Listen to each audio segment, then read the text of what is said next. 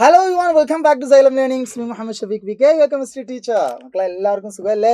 എല്ലാവരും നല്ല അടിപൊളിയായിട്ട് പഠിക്കുന്നില്ലേ അല്ലേ? മക്കളെ, നമ്മളുടെ ലാസ്റ്റ് ചാപ്റ്റർ ഉണ്ടല്ലോ കെമിസ്ട്രിയിലെ, ഏതായിരുന്നു? കെമിസ്ട്രി ഓഫ് മാറ്റർ അല്ലേ, പദാർത്ഥങ്ങളുടെ രസാന്തരം. ഇതില് നമുക്ക് പോളിമേഴ്സിനെ പറ്റി പഠിക്കാനുണ്ട് അല്ലേ. 3 ടൈപ്പ് പോളിമേഴ്സ് ഉണ്ട്: ഫൈബേഴ്സ്, പ്ലാസ്റ്റിക്സ്, റബ്ബർ അല്ലേ.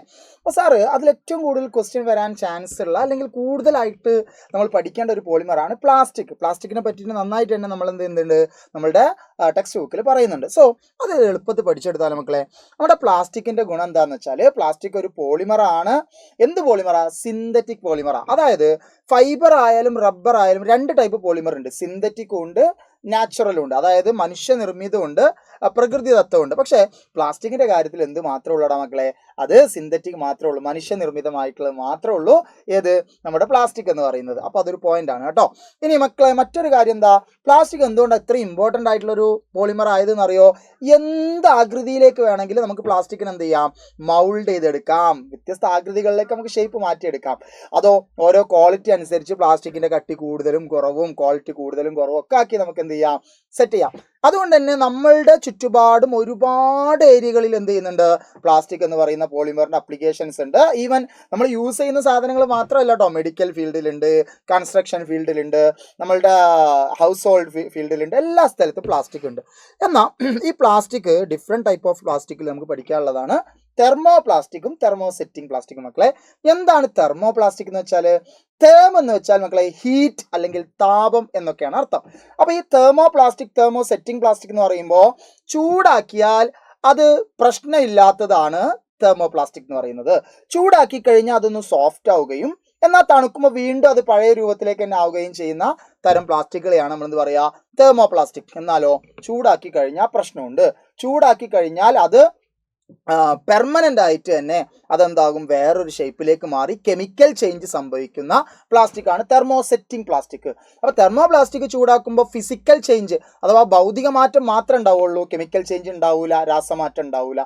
എന്നാൽ തെർമോസെറ്റിംഗ് പ്ലാസ്റ്റിക്കോ നമ്മൾ ചൂടാക്കുമ്പോൾ അതിന് ഫിസിക്കൽ ചേഞ്ചും ഉണ്ടാകും, എന്തും ഉണ്ടാകും? കെമിക്കൽ ചേഞ്ചും ഉണ്ടാകും കേട്ടോ. അങ്ങനത്തെ 2 ടൈപ്പ് പ്ലാസ്റ്റിക്. സാർ എക്സാമ്പിൾ പറയുമ്പോൾ കുറച്ചുകൂടി ക്ലിയർ ആവും മക്കൾക്ക് കേട്ടോ.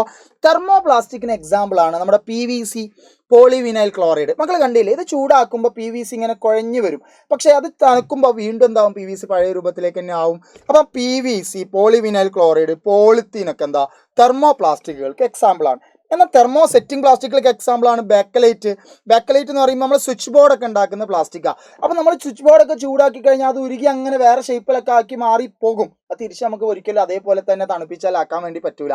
അപ്പം നമ്മുടെ ബാക്കലൈറ്റ്, പിന്നെ മെലാമിൻ ഫോമാൽഡിഹൈഡ് റെസിൻ, നമ്മുടെ അടുക്കളയിലുള്ള പാത്രങ്ങൾ മറ്റൊക്കെ ഉണ്ടാക്കുന്ന ടൈപ്പ് പ്ലാസ്റ്റിക്സ് ആണ്. അപ്പോൾ ഇതൊക്കെ എന്താണ്? തെർമോ പ്ലാസ്റ്റിക്കും തെർമോസെറ്റിംഗ് പ്ലാസ്റ്റിക്കിന്റെ എക്സാമ്പിൾസ് ആണ്. മക്കൾ അത് പഠിച്ചു വെക്കണം.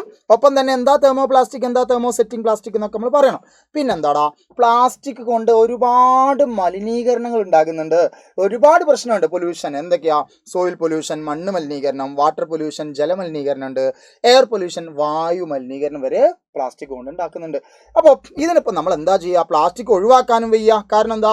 പ്ലാസ്റ്റിക് കൊണ്ട് അത്രയും ഉപയോഗങ്ങളുണ്ടല്ലോ അല്ലേ. പ്ലാസ്റ്റിക് കൊണ്ട് പിന്നെ നമ്മൾ എന്ത് ചെയ്യും? ഈ മലിനീകരണം വലിയ വിഷയമല്ലേ. അപ്പോൾ അതിനെന്താ ചെയ്യാൻ പറ്റുക? അതിനാണ് ഒരു 4R മെത്തേഡ് ഉണ്ട്, 4R രീതി എന്ന് പറയും. 4Rകൾ എന്തൊക്കെയാണ് മക്കൾ പഠിക്കണം? ഒന്ന് റെഫ്യൂസ്, ഫസ്റ്റ് R എന്താ? റെഫ്യൂസ്. രണ്ടാമത്തത് എന്താ? റെഡ്യൂസ്. പിന്നെന്താ? റീയൂസ്. പിന്നെന്താ? റീസൈക്കിൾ. എന്താ? ഇതൊന്ന് ഓരോന്ന് നമുക്ക് നോക്കാം. ആദ്യത്തെ റെഡ്യൂസ് എന്ന് പറഞ്ഞാൽ, റെഫ്യൂസ് എന്ന് പറഞ്ഞാൽ മാക്സിമം നമ്മൾ പ്ലാസ്റ്റിക് വേണ്ട എന്ന് പറയാൻ ശ്രമിക്കുക. അതായത് നമ്മൾ പ്ലാസ്റ്റിക് സ്വീകരിക്കുന്നത് പരമാവധി ഒഴിവാക്കാൻ വേണ്ടി ശ്രമിക്കുക. റെഡ്യൂസ് എന്ന് പറഞ്ഞാൽ എന്താ? ഇനി അഥവാ സ്വീകരിക്കുകയാണെങ്കിൽ തന്നെ നമ്മൾ അത് കുറയ്ക്കുക. അതായത് പ്ലാസ്റ്റിക് ഉപയോഗിക്കുന്ന ആ ഒരു അളവ് നമ്മൾ പരമാവധി കുറയ്ക്കാൻ വേണ്ടി ശ്രമിക്കുക. റീയൂസ്, ഇനി അഥവാ നിങ്ങൾക്ക് പ്ലാസ്റ്റിക് ഒരു കവർ കിട്ടിക്കഴിഞ്ഞാൽ അതിന് എത്ര തവണ നിങ്ങൾക്ക് റീയൂസ് ചെയ്യാൻ പറ്റുമോ അത്ര തവണ റീയൂസ് ചെയ്യാൻ വേണ്ടിയിട്ട് ശ്രമിക്കുക. ഇനി റീസൈക്കിൾ, അതായത് നിങ്ങളുടെ കയ്യിൽ ഒരു പ്ലാസ്റ്റിക് ഉണ്ടെങ്കിൽ, റീയൂസ് ചെയ്യാൻ പറ്റാത്ത പ്ലാസ്റ്റിക് ആണെങ്കിൽ അതിനെന്ത് ചെയ്യുക? നിങ്ങൾ റീസൈക്ലിങ്ങിന് കൊടുക്കുക. അതായത് വീണ്ടും അത് പ്ലാസ്റ്റിക് ഉൽപ്പന്നങ്ങളായി മാറ്റുന്ന രൂപത്തിലുള്ള റീസൈക്ലിംഗ് പ്രോസസ്സിന് കൊടുക്കുക. മക്കളെ, ഈ ഒരു ഏരിയ വളരെ ഇമ്പോർട്ടൻ്റ് ആണ്. എന്തൊക്കെയാ? പ്ലാസ്റ്റിക് എന്തുകൊണ്ടാണ് സിന്തറ്റിക് പോളിമർ എന്നുള്ളത് പറഞ്ഞു. ദെൻ ആ പ്ലാസ്റ്റിക്കിന് എന്തുകൊണ്ടാണ് ഇത്രയും വലിയ ഇമ്പോർട്ടൻ്റ് ആയിട്ടുള്ള പോളിമർ ആയത്, അത് ഡിഫറെൻറ്റ് ഷേപ്പിലേക്ക് മാറ്റാൻ കഴിയുന്നതുകൊണ്ടാണ്. 2 ടൈപ്പ് പ്ലാസ്റ്റിക്കിനെ പറ്റി പറഞ്ഞു, തെർമോ പ്ലാസ്റ്റിക്കും തെർമോ സെറ്റിംഗ് പ്ലാസ്റ്റിക്കും പറഞ്ഞു. പിന്നെ പ്ലാസ്റ്റിക്കിൻ്റെ മലിനീകരണം ഉണ്ടെന്നും അത് കുറയ്ക്കാൻ അല്ലെങ്കിൽ അതിനെ നമ്മൾ പരമാവധി ഒഴിവാക്കാൻ വേണ്ടിയിട്ട് ചെയ്യാൻ പറ്റാവുന്ന 4R രീതിയെ 4R മെത്തേഡിനെ പറ്റിയും പറഞ്ഞു. ഇനി ഇതല്ലാത്ത ഒരുപാട് കാര്യങ്ങൾ ഈ ചാപ്റ്റേഴ്സിലുണ്ട്. നമ്മളൊരു ലൈവും കാര്യങ്ങളൊക്കെ ഈ ചാനലിൽ തന്നെ കിടക്കുന്നുണ്ട്. മക്കളത് കണ്ടു കഴിഞ്ഞാൽ ഈ ചാപ്റ്ററിൻ്റെ ഫുൾ കണ്ടന്റ് നമുക്ക് കിട്ടുന്നതാണ്.